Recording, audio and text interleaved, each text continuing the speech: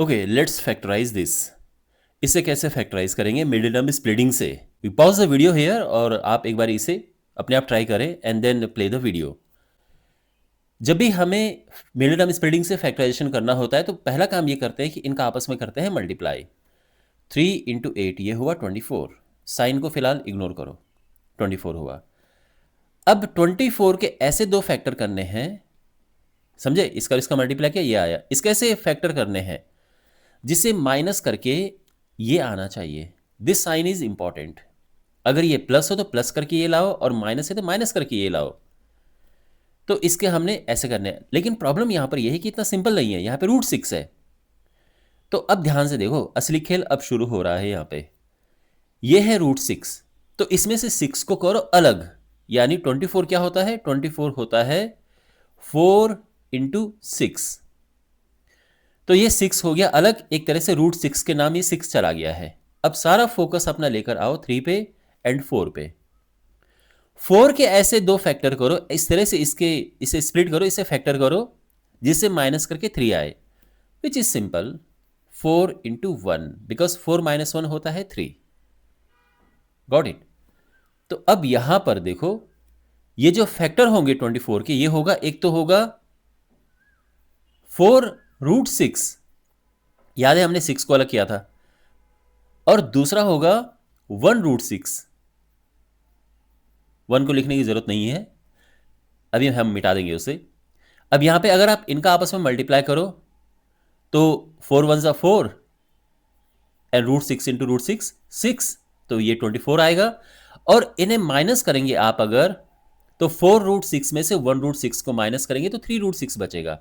तो बेसिकली यहां पर यह बन गया है। Okay, 4 √6 and 1 √6। 1 लिखने की जरूरत नहीं पड़ती, इसलिए मैंने हटा दिया है। अब इस पे आ जाते हैं। तो ये तो एज इट इज। और मिडिल टर्म को कैसे लिखेंगे हम? देखो, -4 √6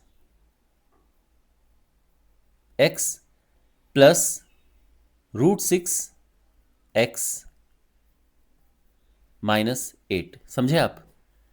अगर हम देखें, -4 + 1 -3 होता है, तो यानी ये सब ठीक ठाक चल रहा है। और अब यहां पे हमने कॉमन लेना है, तो इन दोनों में से क्या कॉमन है?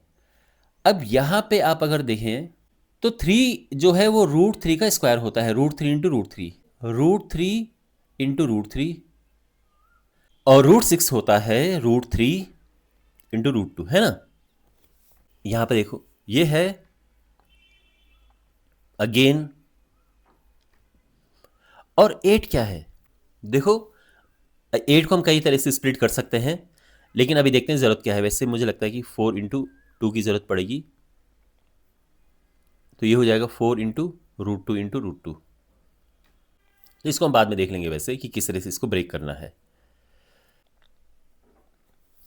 अब यहाँ पे कॉमन लेते हैं, तो यहाँ पे दोनों से अगर आप देखें √3 कॉमन है ना? √3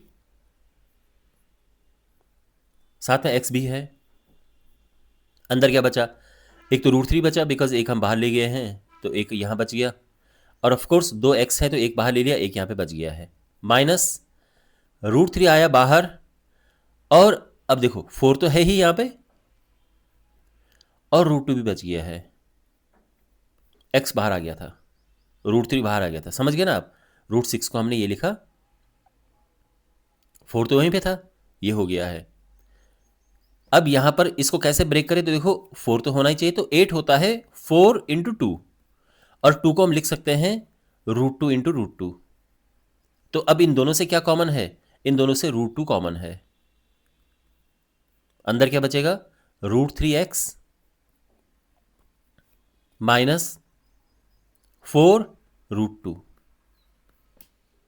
ठीक है, ये दोनों एक जैसे आने चाहिए, ये हमारे माइंड में रहना चाहिए। उसके बाद तब ये थोड़ा इजी लगेगा आपको। अब इन दोनों से ये कॉमन ले लिया है √3x